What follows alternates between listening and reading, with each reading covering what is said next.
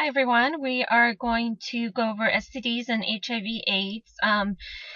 This is really a two-part chapter, but I'm going to try to finish it, in one sitting. And if it's too long for you, you guys can always view it in two sittings because it really is supposed to be a two-part lecture. All right, sexually transmitted infections. Let's talk about what those are. These are infections that are spread from person to person, mainly through sexual activity. The major sexually transmitted infections that are out there, and there are a lot, but these are the more prominent ones, are HIV/AIDS, and we're going to be talking about all of these. Chlamydia, gonorrhea, human papillomavirus, herpes, hepatitis, and syphilis. So we are going to be talking about these different STIs throughout this chapter. All right, let's talk a little demographics. The estimated annual new cases of selected STIs in the United States. This gives you a little kind of a snapshot of the new cases that are in the United States. These are incident rates, so they are new cases of selected sexually transmitted infections. So you see that the more prominent one is HPV, which is human papillomavirus, which we are going to be discussing and talking about. So, and then that is followed by chlamydia, trichomoniasis, herpes simplex virus, gonorrhea, HIV infection, hepatitis B, hepatitis C, and syphilis for all stages. So we will talk about this. Sexually transmitted pathogens and associated infections. The associated infections for the sexually transmitted infections that we're going to be talking about are listed here. So we'll go over those. This is just a very quick reference for you guys. We'll go over these in more detail as we go through the chapter. This is the rates of common STIs in the U.S. per 100,000 population by race and ethnicity in 2011. As you can see, different STIs are prevalent in different populations. So, for example, blacks have the highest rate of chlamydia versus, gonorrhea and syphilis. Whites have, or Hispanics have the highest rate of the next highest rate, which is 383.6. So you've got all of these different groups here which have the STIs prominent, certain STIs prominent in those groups. All right, so take a think for yourself as to how behavioral factors play a part in contributing to the spread of STIs. So what you could do is think of the many ways as to sexually transmitted infections can spread. The first way is early initiation of sexual activity. So if you start having sex at an early age, there is more of a chance that you'll have a variety of partners and more of a risk that you will be exposed to infection. Multiple sex partners, obviously, if you are in a monogamous relationship, the chances that you are going to be exposed are less than if you have multiple partners. High-risk sex partners is also important along with multiple sex partners. So if you are in a monogamous relationship, but you have a high-risk sex partner, maybe someone who is injecting drugs, maybe that partner is not monogamous, you're the only one monogamous in the relationship. These are all factors that can actually influence whether you are at risk or not. High-risk sexual behavior. So there are different types of sexual behaviors that put you higher at risk. Sex while under the influence of alcohol, which impairs your judgment. Sex, under any type of influence of a drug. So different sexual positions. Anal sex will put you at a higher risk than vaginal sex. So we'll talk about these things and why high-risk sexual behaviors and certain behaviors put you more at risk. Incorrect condom use, obviously this is a factor. If you don't use a condom correctly, then you are going to put yourself at risk for getting disease. Substance abuse, especially injection drug use, anything that might impair your judgment.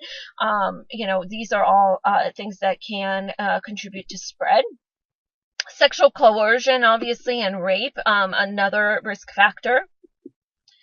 And lack of understanding of how disease is spread. So that's very important in trying to really educate yourself and be aware that you are susceptible and vulnerable to getting STIs. Because some people might be educated, but not really, especially teenagers. They think, or kids, they think they're indestructible.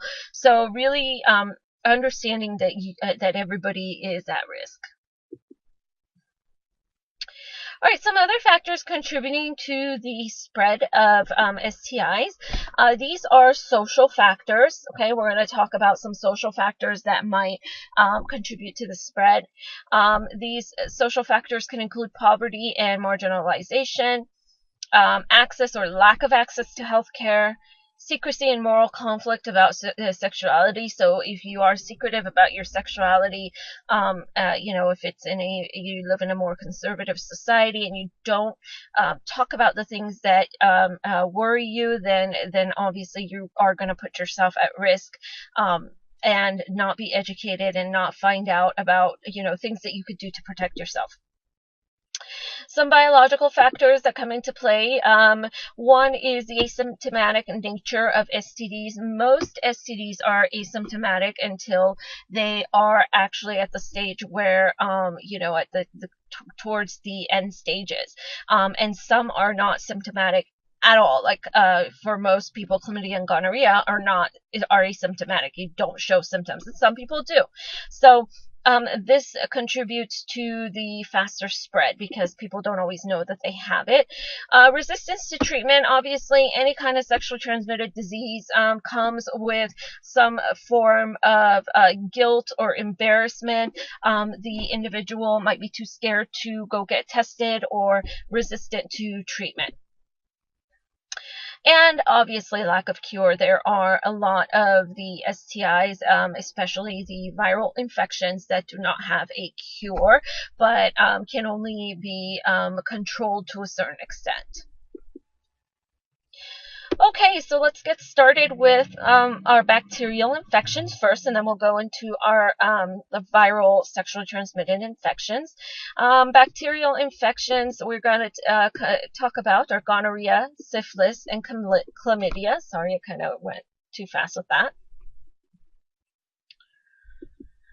Okay, so let's first talk about gonorrhea. Gonorrhea is the second most prevalent bacterial STI in the U.S. It affects approximately 300,000 or more than 300,000 Americans yearly. This is a 2013 statistic from the CDC.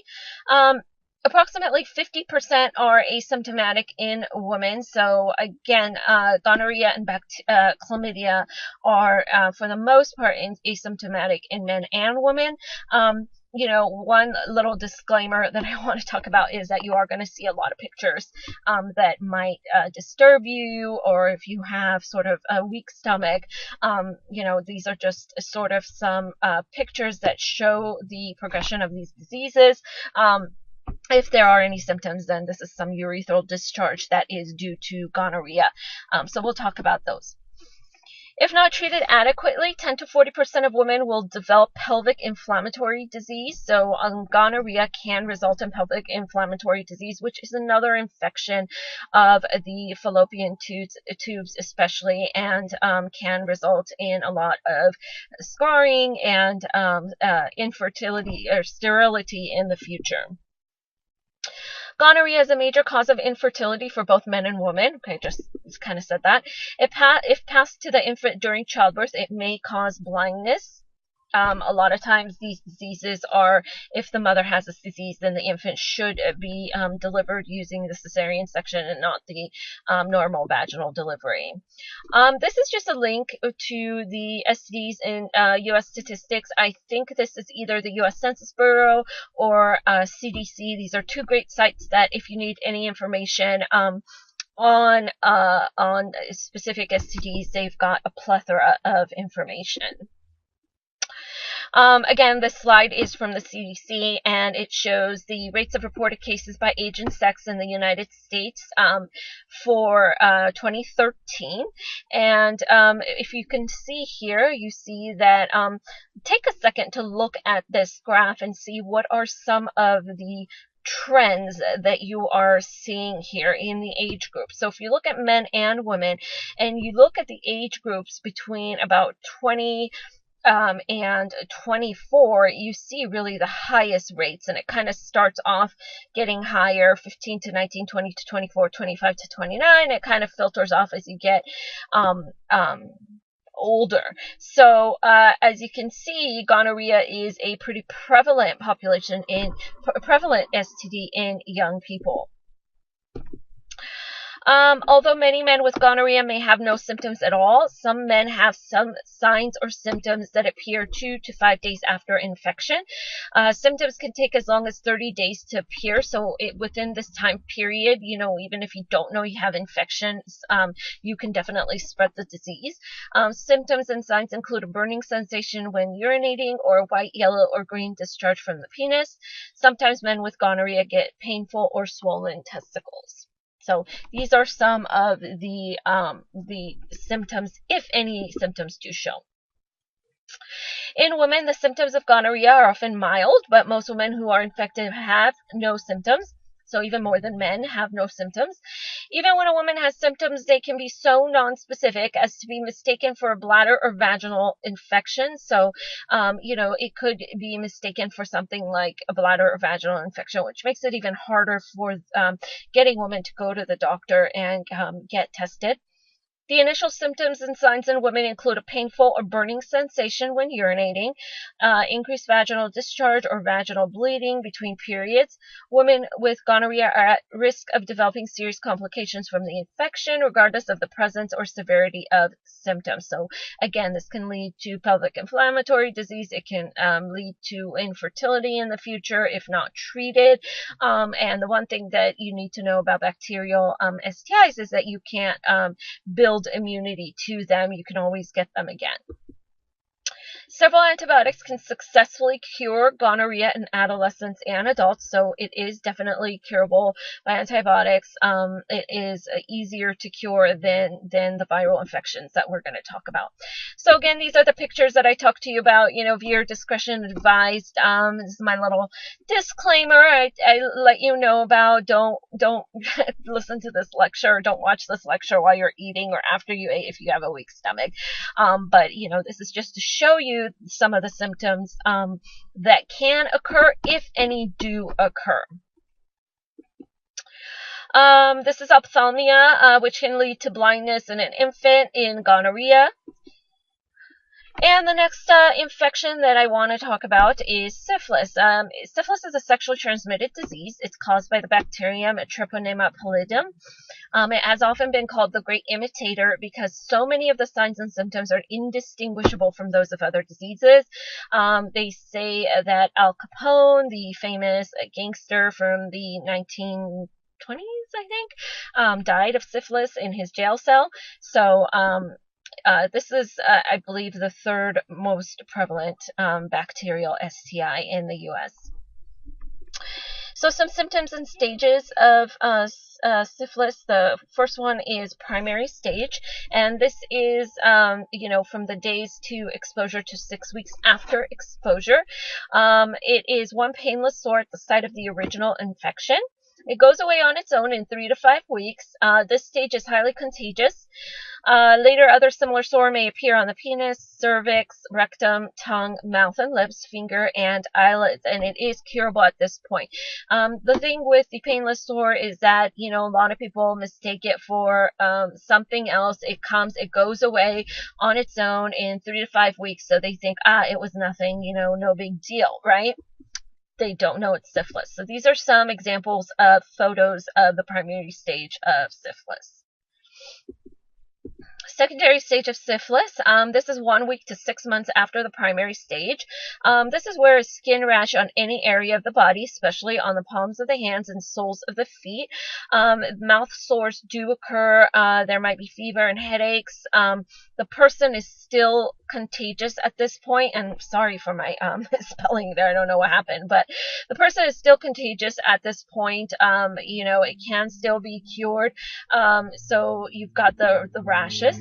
Latency is once you have secondary syphilis and it's not treated, these symptoms disappear for years. After about 1 year, the person is no longer contagious. So, but they do still have the disease, and it does become very dangerous to them. So these are examples of secondary syphilis, which is the rash. Again, secondary syphilis is the soles of the feet, the palms of the hands. All right, so now we've got, if syphilis is not detected and cured within the primary and secondary stage, we've got the tertiary stage of syphilis. And the tertiary stage is anywhere from 3 to 25 years after the initial infection, so it can take a while to come on, especially, if it's not detected within the first and second stage. Gummins or large ulcers within the muscles, liver, lungs, eyes, or endocrine glands develop. It can lead to heart disease. And neurosyphilis is involving the brain and spinal cord and leading to muscular paralysis, psychosis, and death. And damage to organs is irreversible at this point. So this is tertiary syphilis. Again, tertiary syphilis. Let's look at some statistics. Again, this is from CDC. CDC has some great slides and statistics on STDs. Primary and secondary syphilis, these are the reported cases by sex and sexual behavior in 33 areas of the United States from 2007 to 2013. So if you take a look, it has been increasing in males having sex with males. It's sort of stayed the same in men having sex with women, and it sort of has stayed the same in women.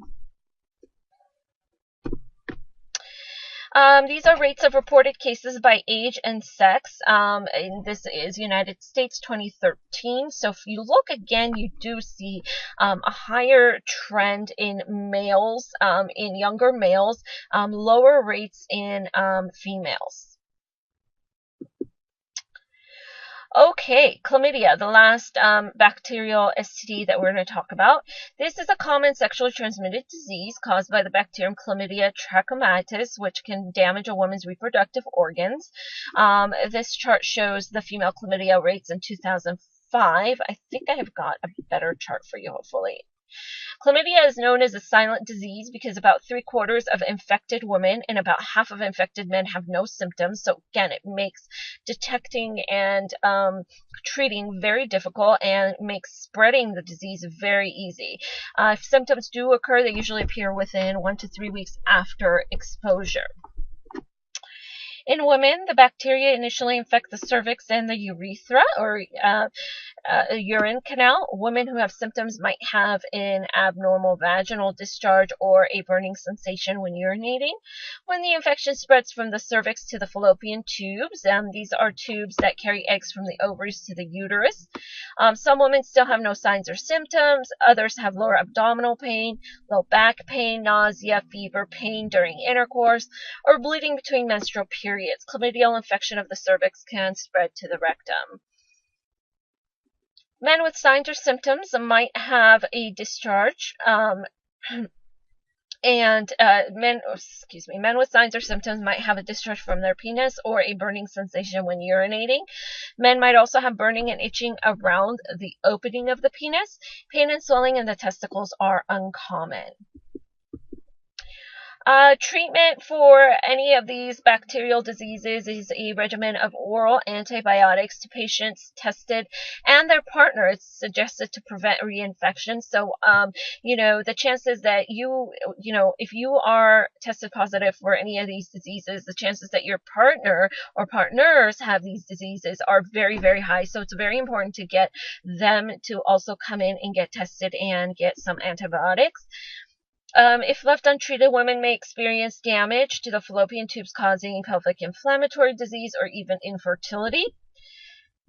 An untreated chlamydia infection also increases the chance of ectopic pregnancy, which is premature birth, and can be passed from mother to child during childbirth. And ectopic pregnancy is really because the fallopian tubes get infected and blocked off during PID. It is the growth of the fetus in the fallopian tube rather than the uterus, and it does have to be aborted. So that can also lead to an untreated chlamydia infection can lead to ectopic pregnancy. Chlamydia is, here are some pictures of some of the rare signs and symptoms of the disease. So again, it doesn't have a lot of signs and symptoms, if any. Again, some more pictures of some of the symptoms that can be shown. Here is a nice chart for you. I'm glad I put this up. I was looking at the CDC to look for charts, and I was hoping I didn't forget about chlamydia. So basically, with some of the rates of chlamydia, we are looking at the women, the total in the United States, and the men.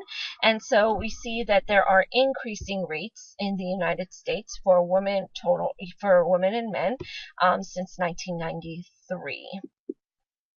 Again, here is a chart that shows the rates of reported cases by age and sex. Again, no surprise that there are higher rates in men and even, more prevalence in young women in chlamydia. All right, let's talk a little bit more about pelvic inflammatory disease. And PID, it's a general term that refers to infection of the uterus, which is the womb, infection of the fallopian tubes. These are tubes that carry eggs from the ovaries to the uterus. So here's the fallopian tubes, the uterus, and the fallopian tube, the ovaries, and the uterus, and other reproductive organs. It's a common and serious complication of some sexually transmitted diseases, especially chlamydia and gonorrhea. It can damage the fallopian tubes and tissues in and near the uterus and ovaries. So it could damage these tissues. It can cause ectopic pregnancies, which is the growth of the fetus within this area here. Has to be aborted. It can cause infertility. Untreated PID can lead to serious consequences, again, including infertility, ectopic pregnancy. We already talked about that. Abscess formation, chronic pelvic disease or pain, chronic pelvic pain.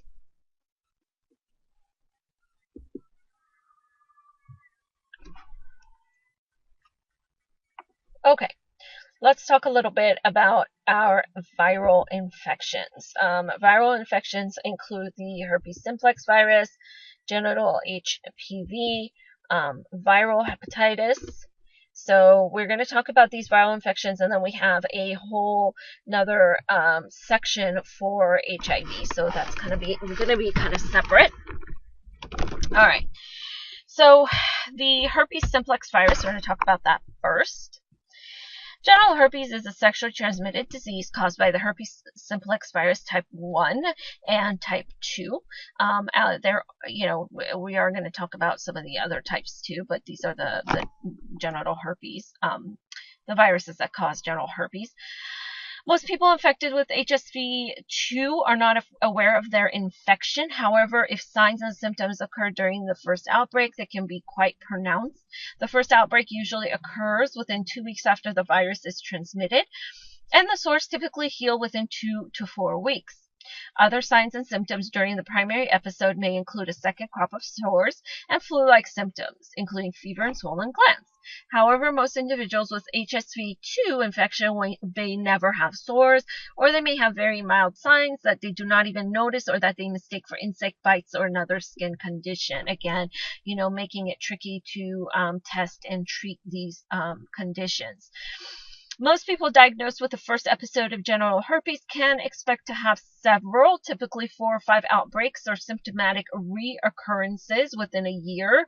Over time, these reoccurrences usually decrease in frequency because the virus is always going to be in your body. It's just a matter of controlling it with some medications, and it will decrease in frequency over time. There is no treatment that can cure herpes, but antiviral medications can shorten and prevent outbreaks during the period of time the person takes the medication.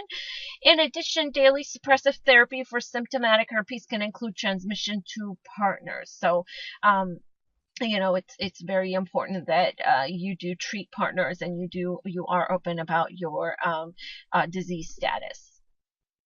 This is pictures of female genital herpes. As you can see, the warts are, there, and they are very painful. So, from people that have described it, it is painful, and it's painful to get it treated. Some examples of male genital herpes. All right, let's talk about genital HPV. Genital HPV infection, which is genital human papilloma virus, is a sexually transmitted disease that is caused by human papilloma virus. Human papilloma virus is the name of a group of viruses that includes more than 100 different strains or types, but the more dangerous strains that we have developed a vaccine for right now, and the more dangerous strains are the strains that cause cervical cancer in the United States. Signs and symptoms include, most people who have a genital HPV infection do not know they are infected. The virus lives in the skin or mucous membranes and usually causes no symptoms. Some people get visible genital warts or have precancerous changes in the cervix, vulva, anus, or penis. Very rarely, HPV infection results in anal or genital cancers. And I have a sort of a problem with the very rarely, because HPV infection, if it is not treated or prevented with the vaccine, it can definitely lead to cervical cancer in women. It can lead to some cancers in men. I'm sorry, I didn't realize that I had the very rarely on there, and it is I believe the #1 cases of genital or cervical cancer in the United States are due to these dangerous strains of HPV. Genital warts usually appear as soft, moist, pink, or flesh-colored swellings, usually in the genital area. They can be raised or flat, single or multiple, small or large, and sometimes cauliflower-shaped. They can appear on the vulva, in or around the vagina or anus, on the cervix, and on the penis, scrotum, groin, or thigh. After sexual contact with an infected person, warts may appear within weeks or months, or not at all. Genital warts are diagnosed by visual inspection. Visible genital warts can be removed by medications the patient applies or by treatments performed by a healthcare provider. Some individuals choose to forego treatment to see if the warts will disappear on their own. No treatment regimen for genital warts is better than another, and no one treatment regimen is ideal for all cases. So again, sort of a very painful process to go through. There is no cure for HPV infection, although in most women the infection goes away on its own. The virus might weaken throughout years and time. The treatments provided are directed to the changes in the skin or mucous membrane caused by HPV infection, such as warts and Okay, so here are some pictures of genital warts in HPV. let's talk about some more viral infections. The next viral infection that I do want to discuss is hepatitis B. Hepatitis B is a serious liver disease caused by a virus, which is called hepatitis B virus.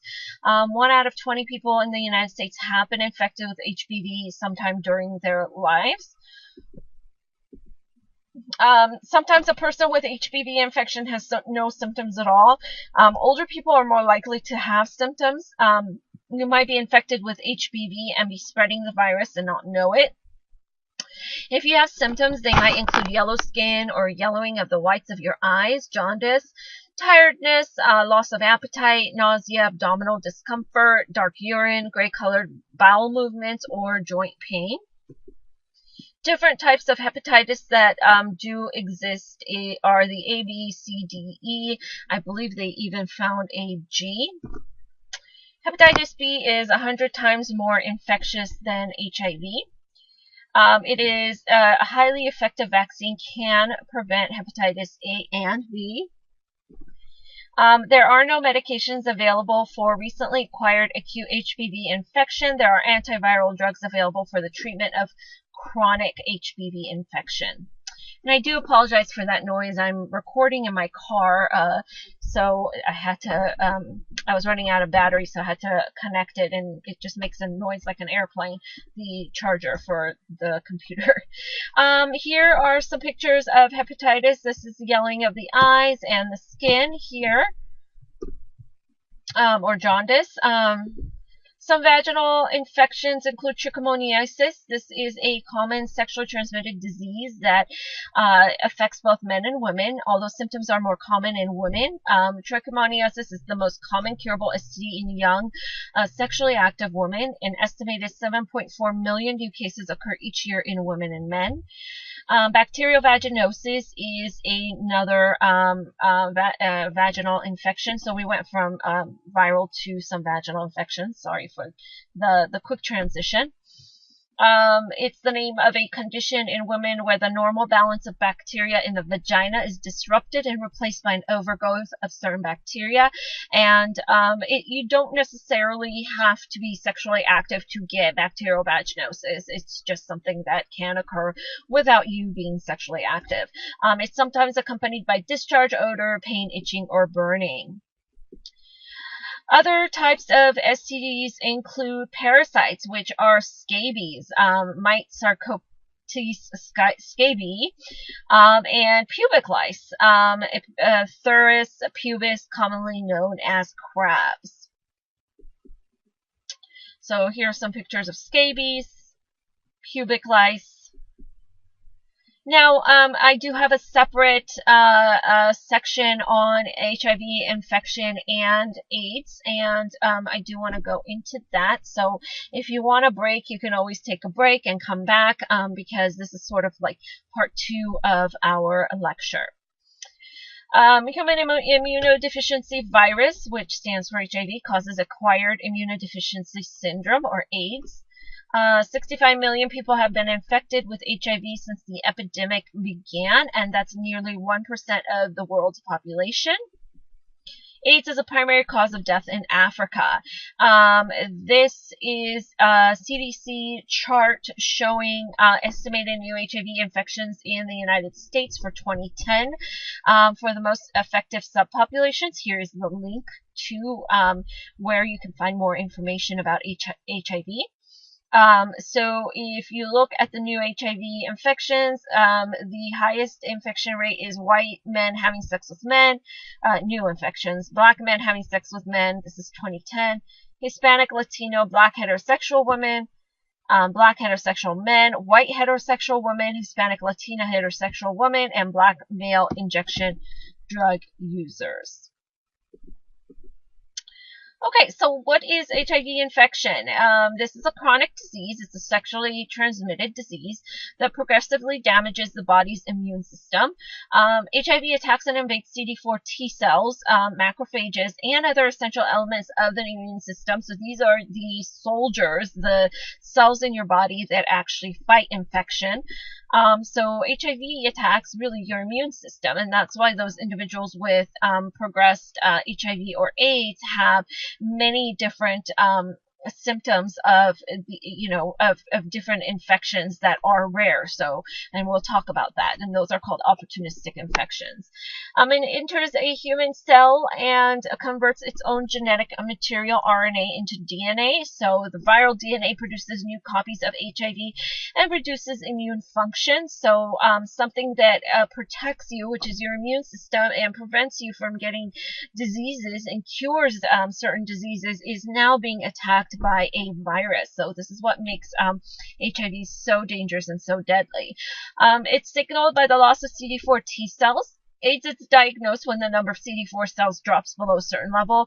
We've done a pretty good job of increasing the number of years an individual with HIV lives and controlling the disease, preventing it from going through to full-blown AIDS. In other countries such as Africa, this is not happening. So still is a huge problem. Let's talk about some of the phases. The primary infection phase is our flu-like symptoms, highly infectious. The chronic asymptomatic stage is our latency phase. Okay, so the primary infection phase is, flu-like symptoms, and this is where the disease is highly infectious, but most of the time these symptoms are basically mistaken for the cold or the flu, obviously. So they are not, HIV isn't the first thing that comes to mind. Chronic asymptomatic stage, this can last anywhere from a few years to decades, really, now with some of the drugs and the antivirals that we have in the United States. This is a latency phase. You are asymptomatic, not a lot of symptoms that are shown.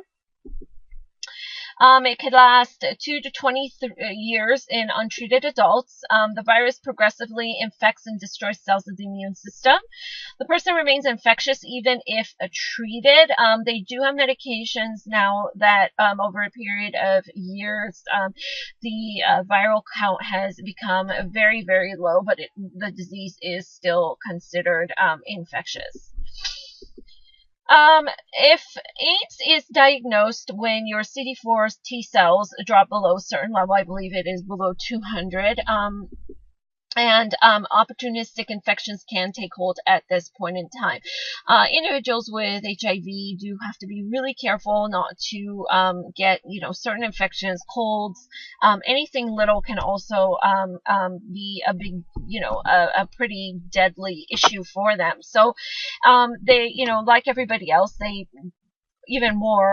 have to take care of themselves and make sure that they eat healthy and make sure that their CD4 cells are above that or at normal or almost normal levels, and they don't drop too much. So we are at a point in the United States where we can raise a person's CD4 cell levels if they are very low. Now, opportunistic infections we'll talk about in a second, so hold on to that.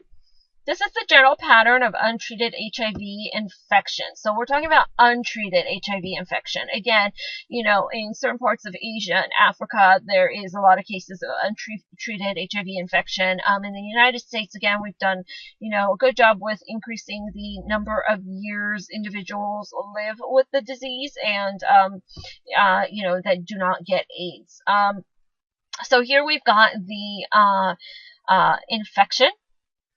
Okay, and basically, let's read this. During the initial acute illness, CD4 levels fall sharply, and HIV RNA levels increase 60 to 90%. Of infected people experience flu-like symptoms during this period. So this is the initial point of the illness. Antibodies to HIV usually appear 2 to 12 weeks after the initial infection, so that's when you can kind of test it and get that, get it recognized in the blood.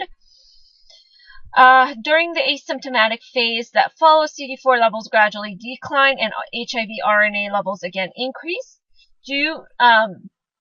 Due to declines in immunity, infected individuals eventually begin to experience symptoms.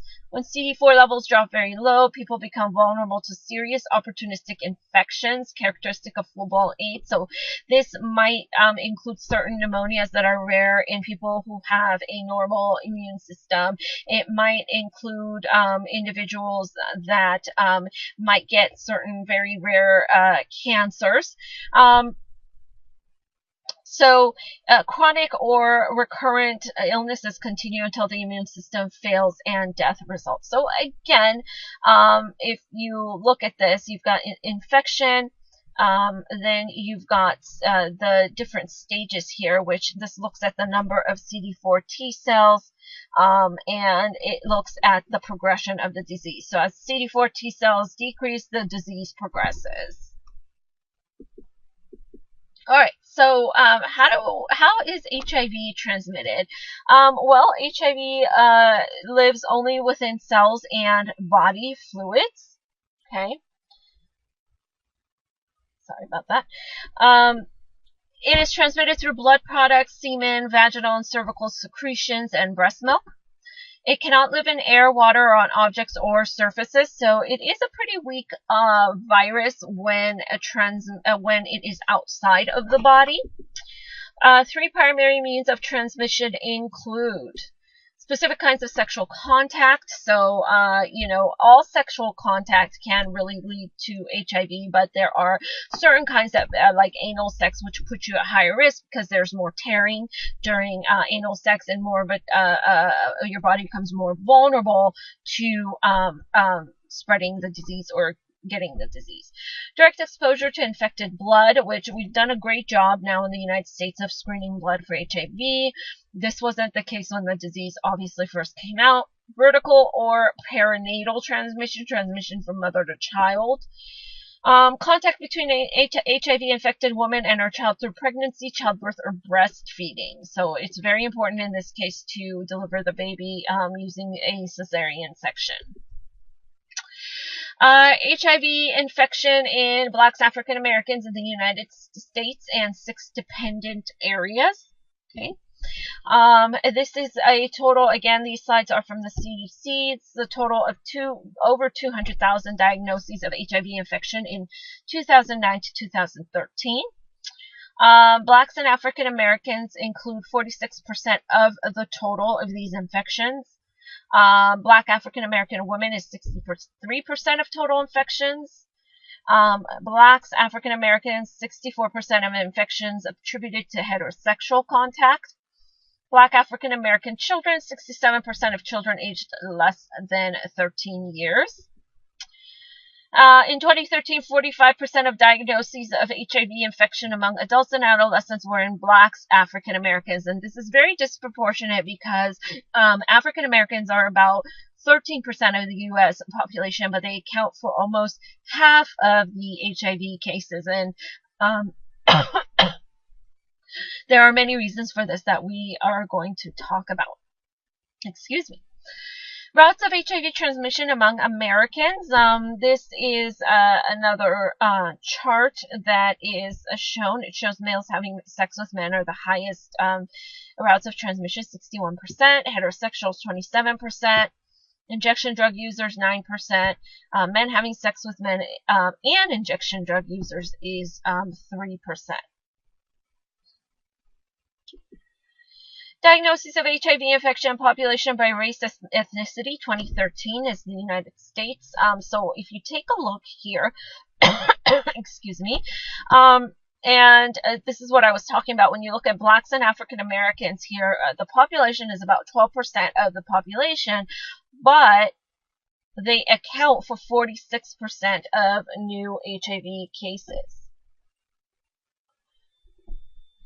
So it's very, very disproportionate. HIV symptoms. Primary HIV infection includes flu-like symptoms within a few days or weeks. Again, we've talked about this. After these initial symptoms, asymptomatic for the first months or even years. Especially here in the United States, like I said, we've done so much to deal with this disease or infection, and it's really we have been able to get people to stay in this latency or stay in this asymptomatic stage for decades. And this wasn't something that we could have done, when the disease first came out. Of course, now we've got a huge problem outside of the United States. New symptoms develop as the immune system weakens. Opportunistic infections occur. Some of those infections are rare infections that aren't seen in people with a normal immune system. So they might include pneumocystis pneumonia or fungal infection, Kaposi sarcoma, vaginal yeast infections, tuberculosis. Some HIV antibody tests that are done is that the first one is the ELISA test. If this is positive, the Western blot or immunofluorescence assay is done. HIV RNA assay is done in early stages of the disease. Rapid HIV tests and home tests are something that are coming out. So I know the rapid HIV tests are, I believe, out. I am not sure about the home tests. And this makes it easier, especially for trying to test, especially those that are high risk or transient populations that may move from one place to another. So HIV rapid tests are really, really useful in those cases. If HIV positive CD4 T cells are monitored throughout the person's lifetime, it is very important to keep those T cells up. Again, if the T cells lower, there is still hope to keep to bring the T cells back up. Certain infections or a damaged immune system leads to an AIDS diagnosis. All diagnosed cases of HIV or AIDS must be reported to public health authorities. So that is the law. It is anonymous, but it is the law. It does have to be reported. Or there's a number. I believe there's a numbering system. So, privacy can still be kept. HIV treatment, medications can significantly alter the course of the disease and extend a life. Antiviral drugs either block HIV from replicating itself or prevent it from infecting other cells. Reverse transcriptase inhibitors, protease inhibitors, integrase inhibitors, entry inhibitors. These are all examples of drugs, and they work differently on the body to prevent to help control the disease. Most of the time, a cocktail of drugs are given, but they are working on just one pill, but a cocktail of drugs are given. These are called drug combinations, and each drug might work in a different kind of manner that's listed here to help combat the disease. Antibiotics help prevent opportunistic infections. So yes, if a person does get tuberculosis, they need antibiotics. If they get certain opportunistic infections, they need those antibiotics. So post-exposure prophylaxis is something else that is given to medical personnel that come to contact with an infected person. So they do give, I believe, a series of drug cocktails to prevent the medical personnel from getting the disease. The cost of treatment is definitely a concern for, we do spend a lot on treating HIV, not so much as much for any disease on preventing it, whereas prevention is much cheaper. If we spent more time and money on prevention, then we might actually be able to spend less on treatment. Medications can be very costly, and obviously, this can be a huge problem. Side effects of the disease are also a challenge. People with HIV really have these challenges where they have to live with the side effects and really be careful that their CD4 cells don't lower too much, they don't get AIDS, and they don't die of opportunistic infections. All right, life cycle. This is just a chart in your book. You kind of go through it a little bit more yourself. I'm sorry that you can't see it too well here, but it is in your book. It does show you how antiviral drugs work and what the life cycle of the HIV virus is, so you can take a look at that.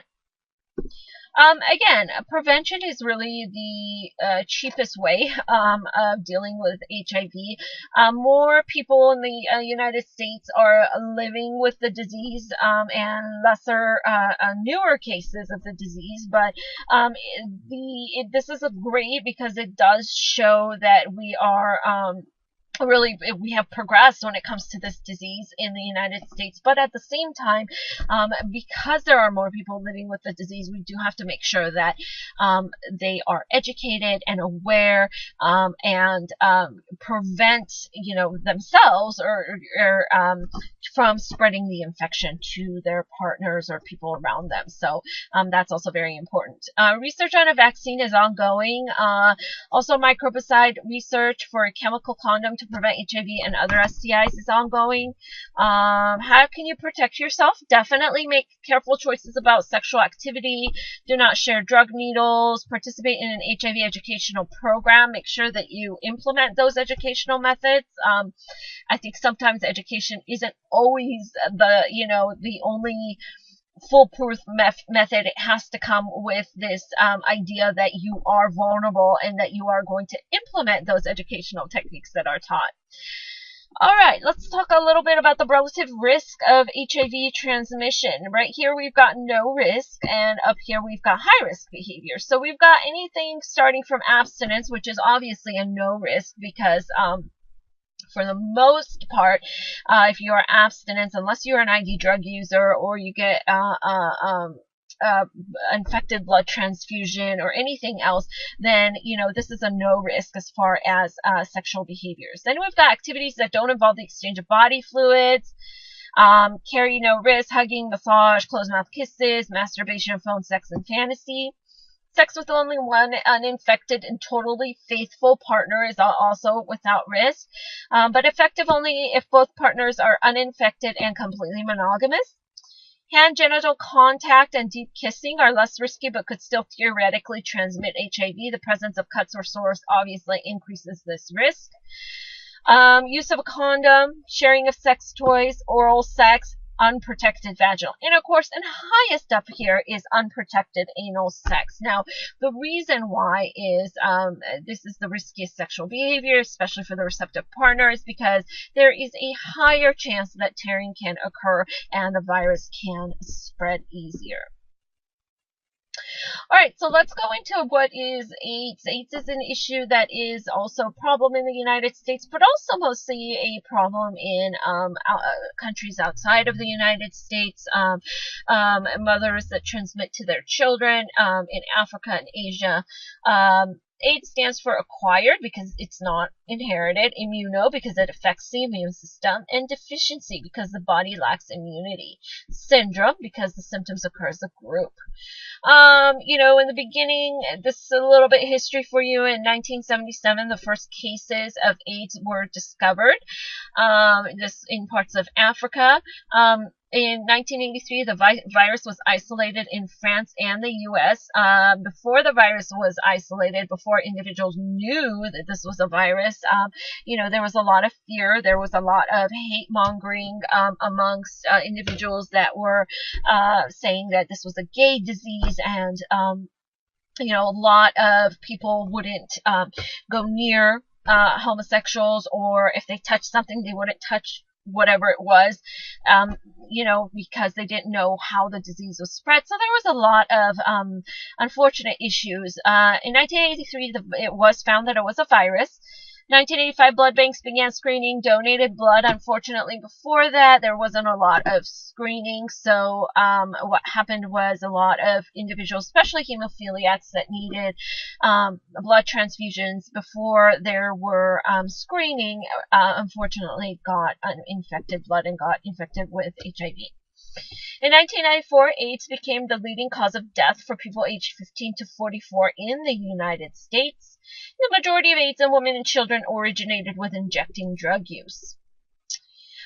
Different ways that HIV can be transmitted: blood products, sharing instruments used to inject drugs, anal, vaginal intercourse, we talked about this, oral sex, transmission of HIV at birth. And so, one thing about transmission of HIV at birth is that it is important to note that cesarean sections are the best method to prevent this transmission. The HIV epidemic includes, these are some of the things that the human immune system, if this is a chart that shows what the different aspects of the immune system do. These are all the different cells that play a role in the human immune system. And so all of these cells, the CD4, the T helpers, or CD4 cells also are affected, and so therefore the immune system is weakened.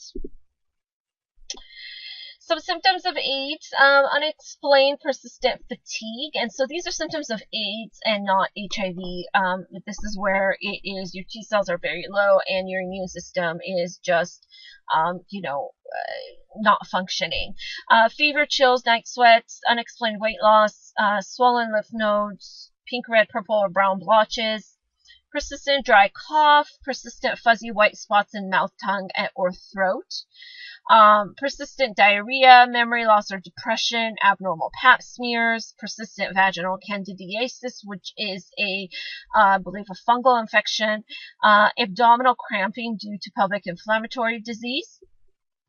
Some opportunistic infections that are associated with AIDS: pneumocystis carinii pneumonia, Mycobacterium avium intracellular, so bacteria that is pretty rare, Mycobacterium tuberculosis, bacterial pneumonia, toxoplasmosis. So these are all rare conditions that people with normal immune systems do not get. Conditions associated with AIDS continues. Kaposi sarcoma is a rare cancer. We do not see it in individuals with normal immune systems, but it is a cancer that is commonly seen in individuals with AIDS. Certain lymphomas, invasive cervical cancer. Some clinical conditions associated with AIDS: wasting syndrome. This is where there is severe weight loss with weakness and diarrhea. HIV encephalopathy, which is AIDS dementia.